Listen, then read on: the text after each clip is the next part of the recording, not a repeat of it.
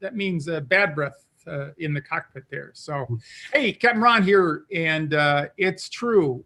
We are really live here after that fiasco on Tuesday night.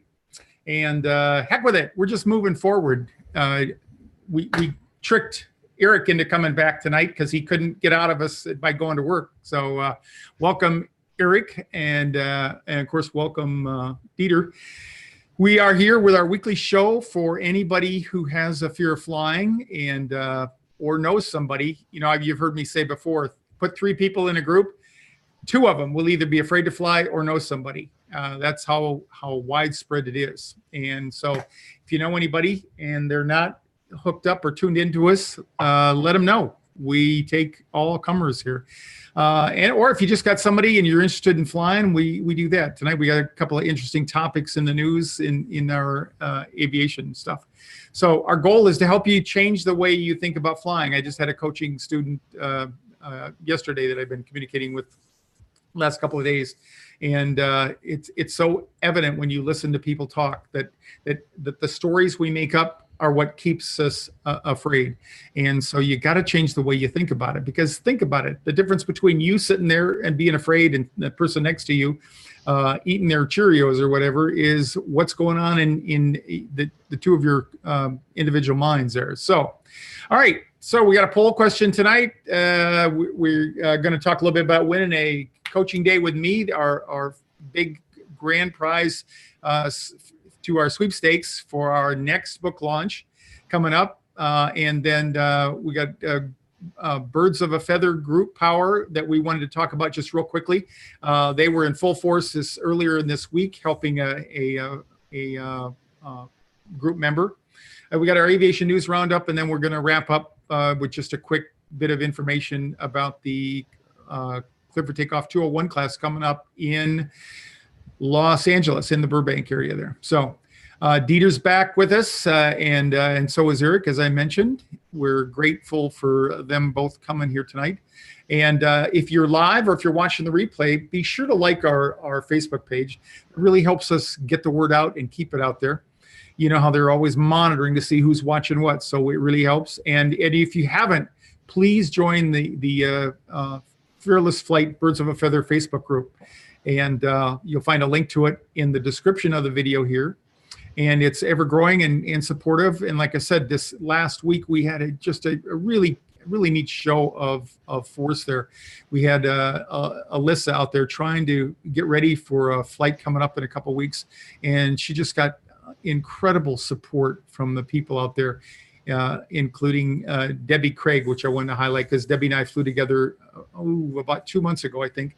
We did some elite coaching, and I flew to Chicago with her from LA.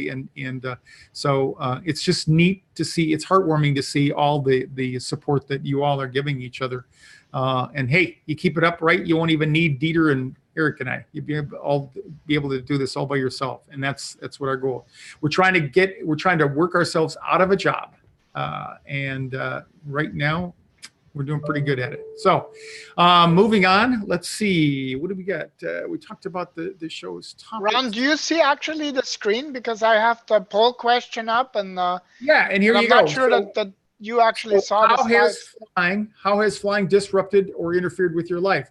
So if you're seeing it live or if you're seeing it in the replay, go ahead and make a post up there and tell us, how does fear of flying disrupt your life?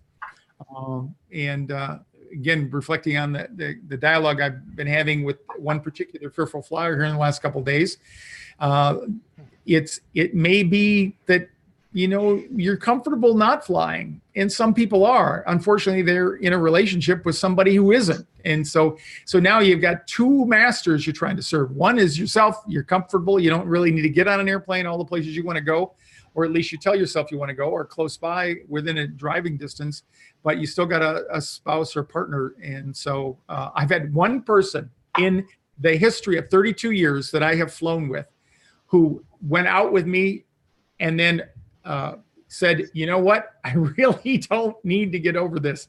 And it was a pretty unique set of circumstances. He was in a relationship and his partner wanted to go with another couple to Hawaii, and he really wasn't into that. I think, you know, we'll know, who knows what'll happen down long term. But anyway, he got off in Denver, and he rented a car and drove back. But that's the only person I've ever flown with that said, you know what, you're right. I don't really want to get over this bad enough. So, and that's pretty good, because we're getting Desiree. Hi, Desiree. If you can also let us know where you're watching from, that'd be awesome. She said it interferes with traveling to see her family across the country, for example, and that's obviously a very common one. Carrie, hi Carrie. She said I will sometimes choose to miss out on fun trips because I have to fly. And yeah, in the class we talk about this, which we got our next 101 class coming up on Saturday night, and we ask the people in there, you know, what's it costing you? And a lot of people, some of the saddest are people who missed their parents' funeral, and a lot of shame and guilt over that, and people, we have people who either don't go for promotions because it involves more flying, or they have to hide in the closet when they're looking for their work is in their company looking for people to make business trips. So it has a real impact, and it has a real economic impact on people. So yeah, it's a real problem out there. Okay. All right, let's move on to the book launch. Hold on, I'm just gonna share. Book launch is of course, we came out on Sunday. We went live, much thanks to Dieter and copious hours of work and not much sleep in the last 2 weeks. So we're up and live on that. And as we said, we are going to have another sweepstakes. We are having another sweepstakes. So if you didn't get in the first one, you can get in the second one. This will be to celebrate the paperback launch, which is going to be, it was delayed a little bit. So we're going to, what do you think? 2 weeks, Dieter? We'll probably sooner, but I will keep, you know, maybe make a post, or next week we will know for sure when the exact date is. But it doesn't matter. The sweepstakes is on till October 5th. That's when we have the next 101 class in Phoenix, and that's also that night. We'll have the draw for the Elite Custom Coaching Program with you, and all the 27 other prizes, which yeah, I mean, we have a lot of cool prizes.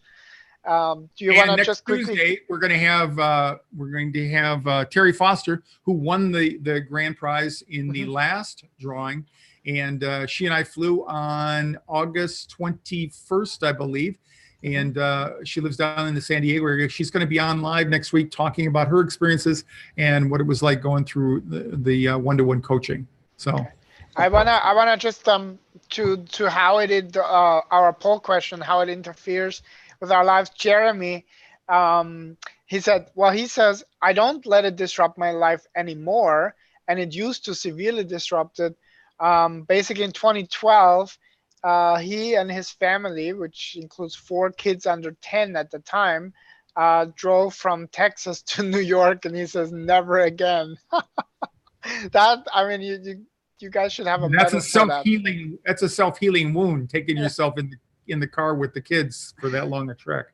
Absolutely.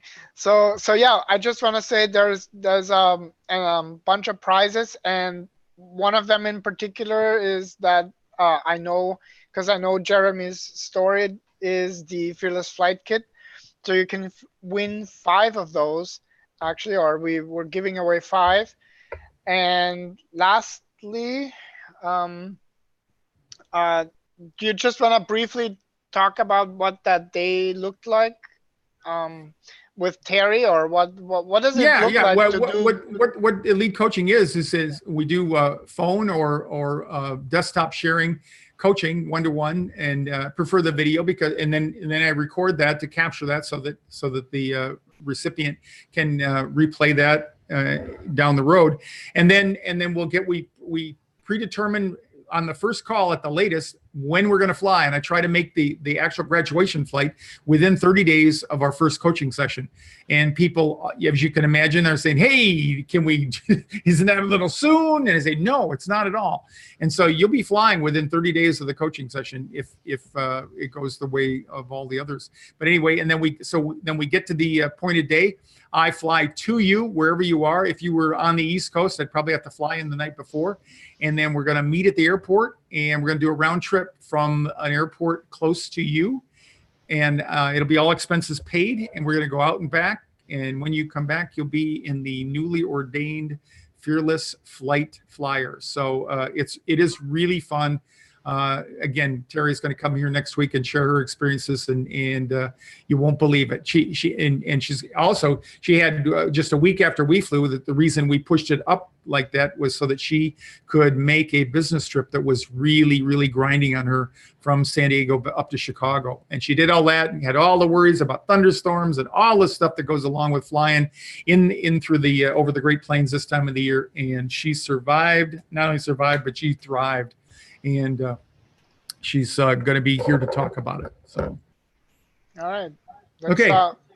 We got Alyssa coming up there. I think we got our Fearless. Yeah, group power. So this again, it was early this week, late last week. I get them. Yeah, August 31st, I think is. Yeah. The Okay. here. And so we had one of our new members, Alyssa, was coming up on a trip. She'd already canceled a couple of times, and she went online, bless her heart, and which is always inspiring to see the courage of people opening up themselves. And when you look at this, it's like a good goose pile on Alyssa. Everybody just showered her with love and affection and support, and she got a lot of encouragement. She ended up doing a free 15-minute coaching session with me, which I highly recommend. You can get the links to that in the show notes. If you haven't done that, please do that. If you're out there wondering when you're going to get over this, and the average of you, we know, takes about 10 years of living with this before people take action. So stop that and get on with it. We had, you can see Danielle, longtime follower, Denise, longtime friend and follower from the LA area, Roz, a retired school teacher up in the Bay Area, I believe. And there's our friend Jeremy down there again. Again, just the support is really, really amazing to see people pop up and support people like Alyssa. And Alyssa's got a game plan going now, and she feels pretty comfortable with it as when we last talked. And I'm sure we'll be able to report on her down the road. Okay. Yeah, maybe we could even invite her on the show sometime, because this is really to us the key part, and that is that social engagement, social collaboration. And I remember when we were collaborating on the book, and how the Fearless Flight method incorporates as a third pillar social engagement and collaboration. It is just extremely powerful, both in a class, like in a live class where, you know, we're either in Phoenix or in Burbank, but also virtually. And so some of the things that we're going to be looking into as part of our membership is group coaching calls as well. So if that's something that's of interest, being on a group coaching call, one of the things is obviously it's more economical for you maybe, but the other thing is you get the input from your fellow fearful flyers, and also maybe people who have already made a step on the journey, and they can kind of like give you feedback from their own experience. Yeah, you know, as a therapist, Dieter, I don't know if you feel this way, but to me, if I had limited dollars and I had to pick a form of counseling, I'd pick group over individual. Yeah, I mean, it's nice to do a little individual work, but group is better because you get the whole group support and you get different viewpoints other than just the counselor. The other thing I want to say is connection. We were wired, and we've not pushed this like you're going to hear us push us. We are wired for connection. Human beings were built and designed to connect with each other. That's why language is one of the first parts of the brain to evolve. And from language, you'll find most of the other brain functions come from our ability to communicate with each other. And when one of the common threads when I talk to people who are afraid to fly is even to the point where they don't want to talk to anybody around them. They get so locked up in their own stuff. And just imagine some of the best times you've had in your life when you might have had challenges or something like that. Just remember times when you connected with another person. Think about that. Think if you got on the airplane and you had to sit next to Eric for 4 hours, headed anywhere, you know, he'd have you cracked up and in stitches. You would, by the time you got there, you would forget you're even in an airplane. And literally, that's what we need to do. So some of the work that we have is getting some of you out of your shell and talking to people next door. And I've got a bunch of stories about that, but we're going to skip on that tonight. So tonight we're going to look at the next thing, the aviation roundup, news roundup, and we got a good one to start with. What happens if your pilot becomes incapacitated? And I have, this is spoiler alert, well, not spoiler alert, but full disclosure. You know, if you've been on one of the 201 or the 301 classes with me, that I am pretty bold about advertising, especially when Eric's with me, that if we kind of like privately hope that both guys on the cockpit will become incapacitated. We don't want them to get hurt long-term, nothing like that. Just kind of go to sleep and they can't land, because then we're going to go up there because we all want to be Sully, right, Eric? I mean, we can let that secret out of the bag, I guess. So I thought we just wanted to go get the money out of the crew bags and go back and sit down. There you go. So anyway, but here's a real situation where the captain passed out and the first officer landed the airplane. And you ask, how many pilots up there does it take? Well, it really only takes one, but tell them what happened, Eric. Well, this is in Europe somewhere, and I forget the exact details, but the captain did become incapacitated, and the first officer was able to fly the airplane just fine. And we're trained for that. Either one of us can do the job, but we're much better as a crew.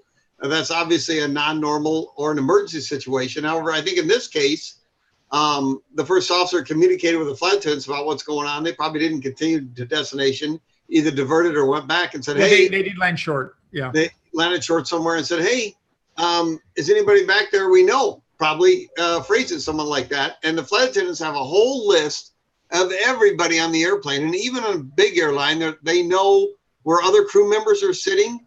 And in smaller, medium-sized airlines, it may not be that everybody's golfing buddies, but it's kind of like high school. You know them when you walk by them.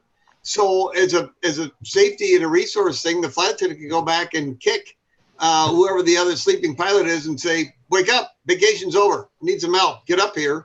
And they can go up to the cockpit and help assist the other pilot. The other pilot fly, they can perform the other pilot's duties and or help the other pilot render medical assistance to him, see what's wrong, see what they can do, get him out of the seat and laid out in the back of the cockpit so that he's A, not going to endanger the aircraft, and B, so that they can render medical assistance to him. So there's resources in the back of the airplane, and the flight attendants know where they are in terms of other crew members, medical help, that kind of stuff. But if somebody has to land the airplane, single pilot, it's completely doable. And this guy, I think he actually heard the hubbub, the flight attendants and all that, and realized that they made some sort of announcement to the cabin that they had an issue. And he actually is the one that identified himself, I believe. And so that's how they found out he was back there. But again, the basics of flying. That's why we have two of them, folks. Backup systems extraordinaire, and the most important backup system on the airplane is the other pilot. So, and that's why we have a program called Human Factors. We're going to touch on that just a little bit later about why it is so important that both pilots feel comfortable verbalizing to the other one so that we get the full benefit out of having extra people up there. Okay. Moving on, there was an interesting thing that in the news here.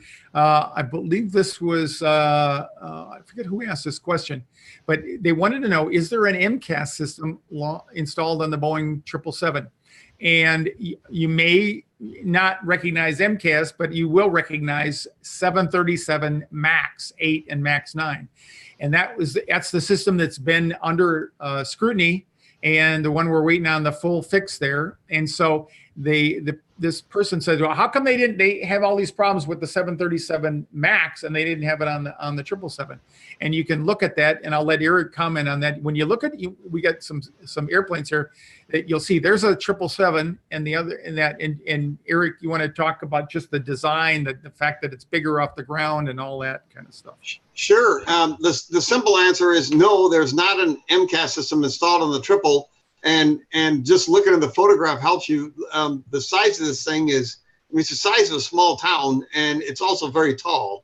The ground clearance here is tremendous, and clearance from the gear is tremendous. So the engineers had a lot of leeway in terms of what engine they wanted to put on the pylons, how they wanted to install it, where they wanted to aim it, that kind of thing. There were no physical restrictions for the triple in that regard. And Dieter, can we go over to the MAX for a second? Yeah, absolutely.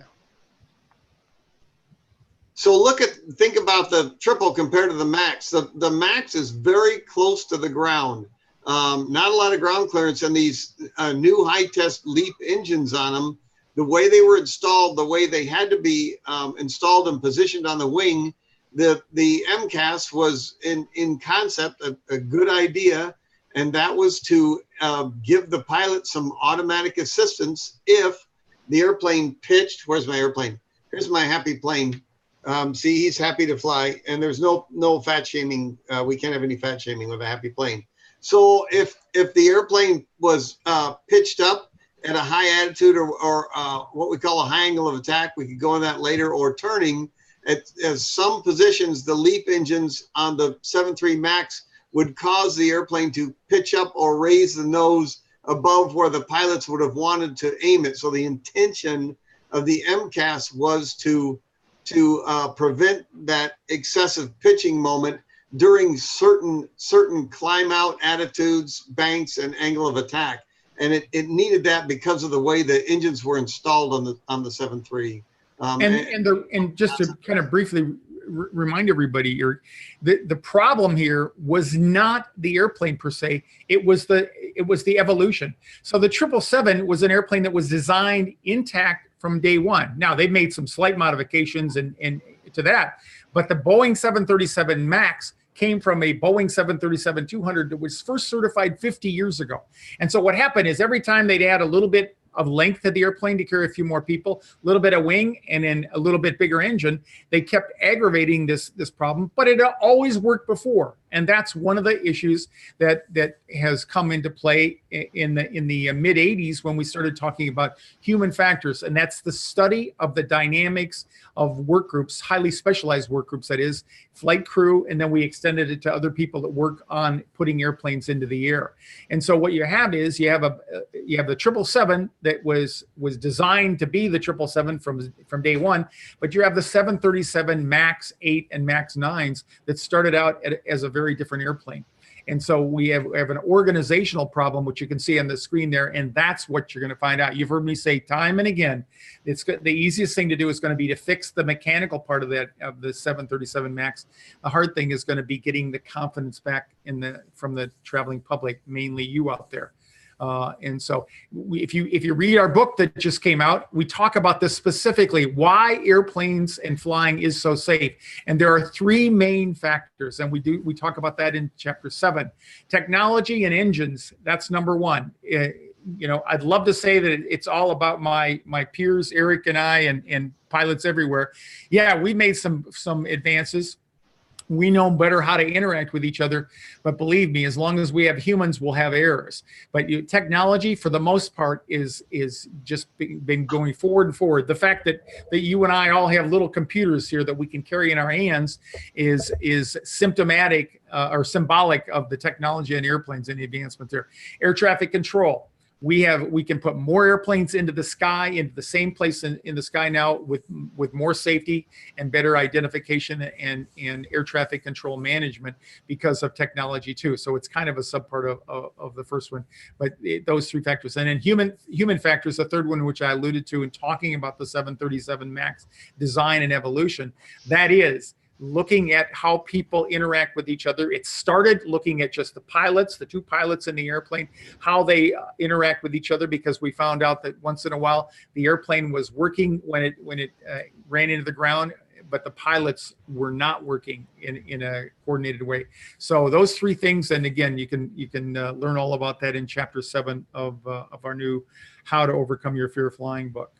Okay. I'm glad you brought up that the variants, the number of variants of the 737. I was just sitting here thinking, if we had a piece of paper and we started writing that down, of the 100, the 200, the 300, 400, 500, and 789, and then how many engine combinations are on each one of those things. Engine, autopilot, flight director combination. We'd be here all freaking night trying to work our way through all the 737 variants. You're right. Yeah.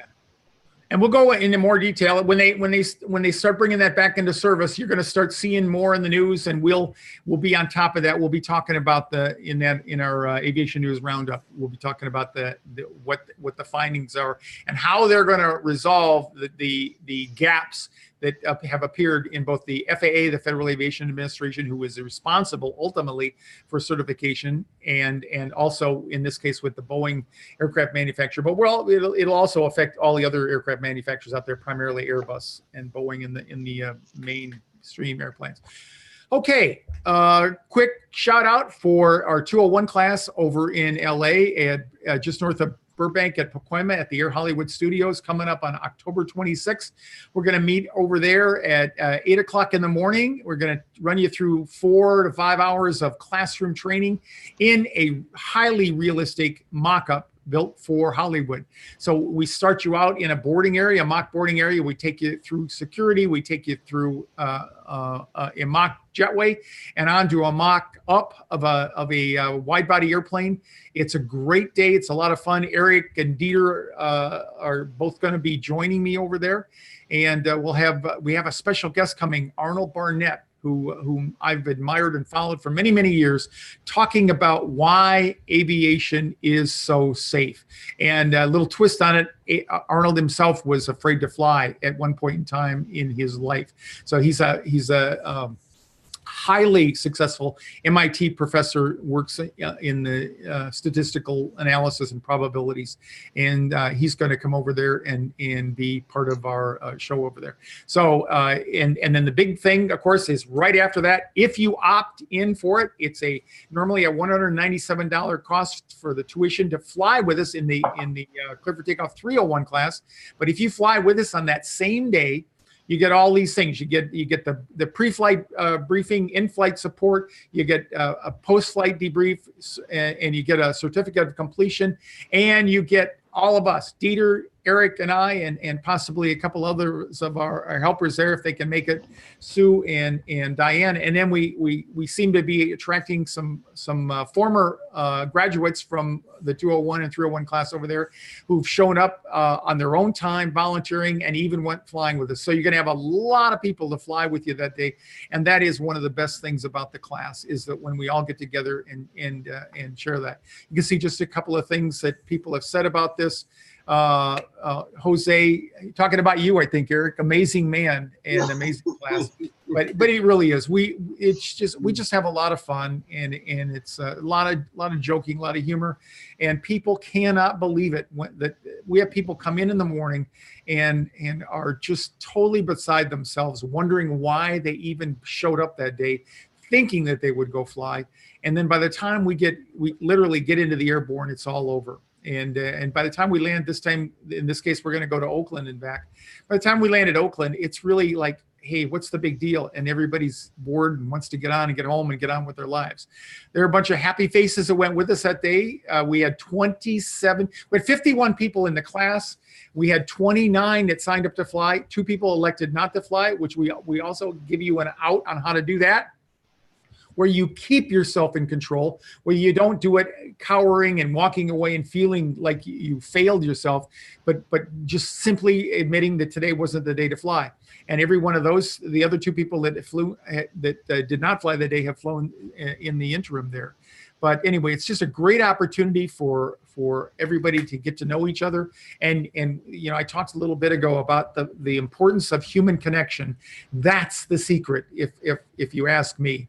I don't know, but by the time we get done that day, we got a whole bunch of best new friends and new best friends, and we still talk about them. It's a very, very uplifting experience where we're not selling them a car they don't need. It's something they really want, and we're happy to help them. And it's a very powerful experience. Yeah. Is Southwest still giving away tickets? Have you checked? Because I haven't looked lately. I haven't. I don't know. They were running a sale, fair sale, but it's outside. You want to get your tickets if you sign up for the class. You want to get over there and get the tickets right away to get them at the cheapest fare. Should you get there that day, go to the class. And again, you don't have to fly with us, but you want to come and fly, and if you can. And if you decide it's not your day, you can you just cancel your reservations that day. And they will hold the credit for you, the amount that you paid for the tickets, for up to 1 year. And we'll do the same. You can come back to fly with us within a year. So it's all is not lost. You can preserve that credit for yourselves. So we really, really, really think that you should consider that if you're going to be anywhere near the LA area that day and have issues with flying at all. So, okay. Let's see, just quickly, I think we just want to make another brief thing, but the Kindle book has been released.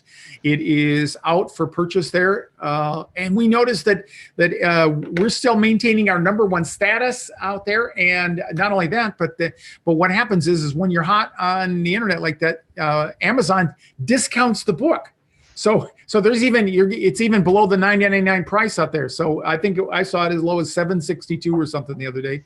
But hey, that's barely a Starbucks if you can spring loose with your change for that.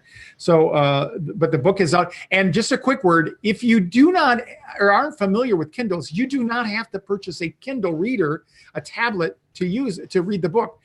Any smartphone has an app, a Kindle app, and all you do is you load you get the app in there, and then when you purchase the book and you get the download from Amazon, it goes right into the Kindle app, and now you got a book on there that you could read. It's really cool. You can highlight things, you can preserve them, you can bookmark them. It's the only way I read anymore is with electronically. It's just really convenient. So, okay, we've been through everything. Yeah, the book is out. The paperback is coming out. We want you to if you didn't get the grand prize or one of the prizes before, we want you to consider getting the book. Explain Match book, Dieter. That's a feature that if you already have the Kindle, go ahead. Yeah. So